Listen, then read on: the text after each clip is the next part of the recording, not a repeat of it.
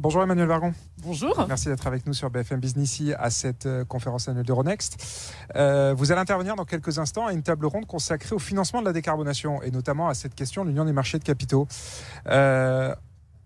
On en est là aujourd'hui, Emmanuel Vargon, c'est-à-dire qu'on a vraiment tellement de mal à trouver des moyens de financer la décarbonation qu'il faut faire aboutir cette union des marchés de capitaux.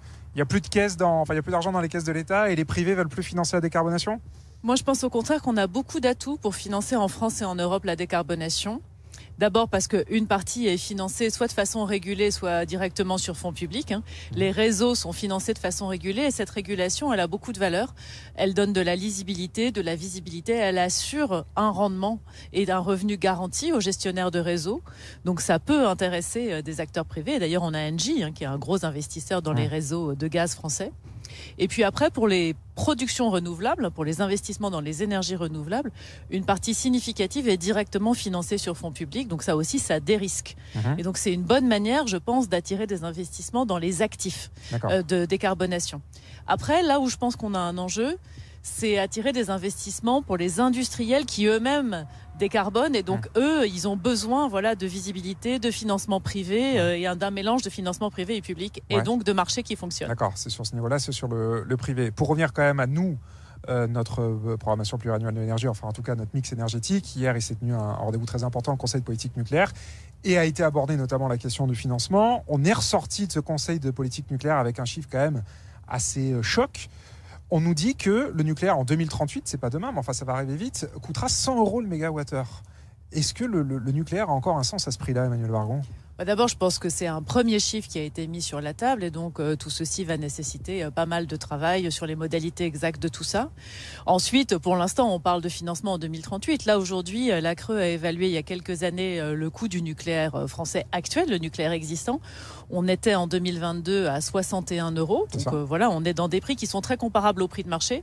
Et aujourd'hui, je voudrais vraiment le dire, le prix de l'électricité, le prix de l'énergie, il est compétitif en France, en tout cas par rapport à la majeure partie des marchés européen. Il est plus compétitif qu'en Allemagne, qu'en Italie, qu'en Angleterre.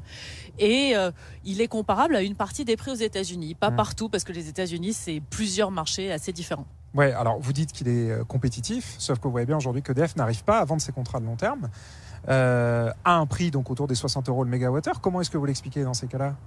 D'abord, EDF vend beaucoup aux petites et moyennes entreprises, aux entreprises de taille intermédiaire, des contrats qui sont à 2 ans, 3 ans, 4 ans, 5 ans. EDF et d'ailleurs tous les fournisseurs alternatifs, puisqu'il y a une concurrence sur ce marché. Et après, il y a un débat, des lettres d'intention qui ont été signées avec des industriels électro-intensifs. Et là, la discussion n'est pas encore totalement terminée. Elle n'est pas terminée, mais pour l'instant, elle patine quand même pas mal, à tel point que EDF veut carrément maintenant vendre son électricité au plus offrant, vendre aux enchères. Comment est-ce que vous regardez cette méthode d'EDF ? Est-ce que vous pensez que c'est une bonne façon de faire ? Moi, je pense que c'est important que nos gros industriels électro-intensifs aient accès à de l'électricité dans des conditions qui en font un facteur de compétitivité. Et c'est bien le sens de ces partenariats.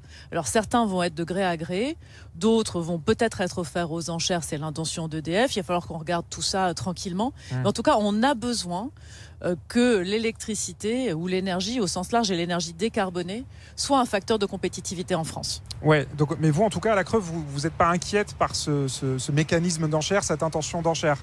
Ça respecte la lettre de l'accord de 2023 qui avait été trouvé entre EDF et le gouvernement. Alors c'est une partie sur laquelle la CRE n'est pas compétente, puisque ce sont des partenariats industriels dans les deux cas et pas des contrats de fourniture d'énergie ou d'électricité. Et donc la CRE a dit clairement que c'était pas dans notre champ de contrôle. Ok, ça c'est pas dans votre champ de contrôle. Toute dernière question, vous restez confiante dans le fait que, parce que vous parlez des États-Unis tout à l'heure, on le sait bien, là-bas l'énergie est abondante, elle est fossile mais elle est abondante et très compétitive.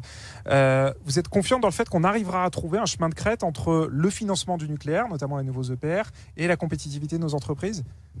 Moi je suis confiante sur le fait que l'énergie verte, l'énergie décarbonée, c'est un facteur de compétitivité de moyen terme de l'Europe et que ça va continuer à l'être. C'est vrai qu'aujourd'hui, les États-Unis se posent plus de questions sur énergie fossile ou énergie verte et que la mode est plutôt revenue à drill, baby drill. Ouais. Mais je pense qu'en Europe, cette énergie décarbonée, avec des prix qui sont prévisibles, est un facteur de compétitivité. Donc oui, je suis relativement confiante. Ok, le plug, baby plug d'Emmanuel Macron, qu'il a prononcé pas loin d'ici, c'était au Grand Palais au sommet sur l'IA. Exactement. C'est une réalité. C'est pas juste un slogan. En tout cas, on a la possibilité. On a une production qui aujourd'hui est excédentaire. On a l'un des meilleurs réseaux du monde en distribution et en transport.